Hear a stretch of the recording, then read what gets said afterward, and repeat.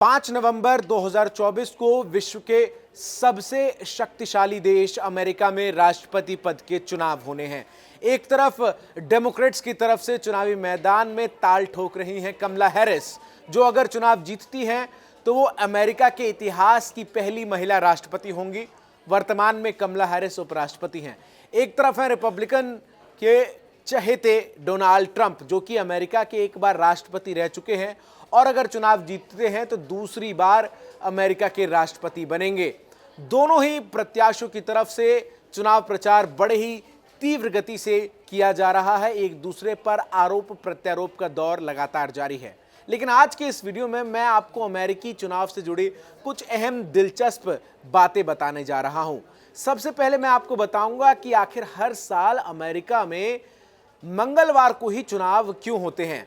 मसलन इस बार जब 2024 में 5 नवंबर को मतदान होना है तो वो दिन भी मंगलवार का है। साल 2028 में जब 7 नवंबर को मतदान होगा तो वो दिन भी मंगलवार है और साल 2032 में जब 2 नवंबर को मतदान होगा तो वो दिन भी मंगलवार है। तो आखिर मंगलवार को ही अमेरिका में मतदान क्यों होता है, ये इस वीडियो में सबसे पहले मैं आपको बताता हूं। दरअसल इसका जो किस्सा है वो ग्रामीण अमेरिका से जुड़ा हुआ है।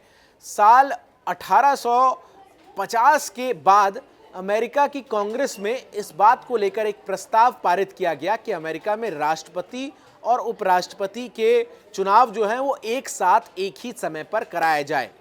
और इस बात को जब अमेरिकी कांग्रेस में लाया गया तब उस समय का जो अमेरिका था वो ग्रामीण रूप से मजबूत था। ज़्यादातर अमेरिका में किसानों की संख्या थी और ऐसे में चूंकि रविवार का दिन अमेरिका में बड़ी संख्या में लोग जो है वो चर्च में जाते थे, तो रविवार को चुनाव हो नहीं सकता था। और उस दौरान जो पोलिंग बूथ्स बनाए गए थे वो हर जगह पर नहीं थे, बल्कि किसी एक प्रांत में एक जगह पर पोलिंग बूथ थे और ऐसे में मतदाताओं को अपने घरों से वहां तक का सफ़र तय करना पड़ता था।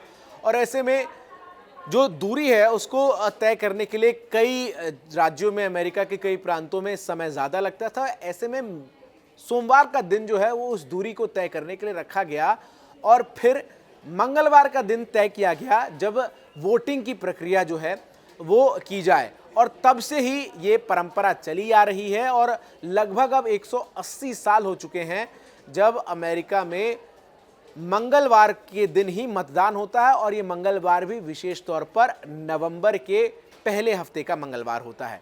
अब आपके मन में एक सवाल ये भी आ सकता है कि आखिर नवंबर में ही क्यों मतदान जो है वो अमेरिका में होते हैं। तो दरअसल इसके पीछे भी ग्रामीण अमेरिका और अमेरिका में जब ये नियम बनाया गया तो उस समय किसानों का जो बोलबाला था वही कारण है। दरअसल जो वसंत ऋतु है और जो गर्मी का मौसम है, इस दौरान अमेरिका में किसान जो है वसंत में जहाँ फसलों की बुआई करते थे तो वहाँ गर्मी के समय में इन फसलों की कटाई की जाती थी।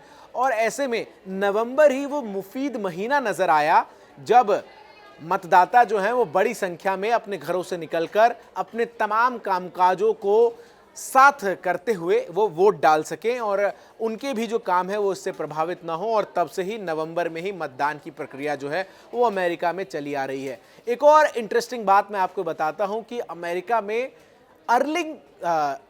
ये लाइन दोबारा है।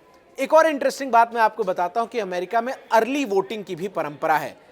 साल 2024 में जो 5 नवंबर को चुनाव होने हैं राष्ट्रपति पद के लिए, उससे पहले ही आपको बता दूं मैं कि 2 करोड़ से अधिक अमेरिकी मतदाता ईमेल बैलेट के जरिए अपना मताधिकार जो है वो इस्तेमाल कर चुके हैं, वो वोट कर चुके हैं।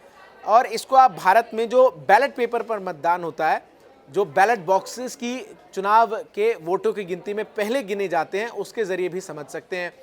और इसमें या तो आप मेल के ज़रिए जो है वोट डाल सकते हैं या फिर एक लोकेशन जो है वो किसी एक हिस्से में तय कर दी जाती है, वहाँ जाकर आप पहले भी जो है वो वोट कर सकते हैं। अमेरिका के पूर्व राष्ट्रपति बराक ओबामा, ये लाइन दोबारा है, अमेरिका के पूर्व राष्ट्रपति बराक ओबामा ने भी अर्ली वोटिंग का ही इस्तेमाल करते हुए इस बार के चुनाव प्रक्रिया में मतदान किया है और उन्होंने लोगों से भी, चाहे वो किसी भी तरीके से मतदान करें, लेकिन मतदान करने की अपील की है।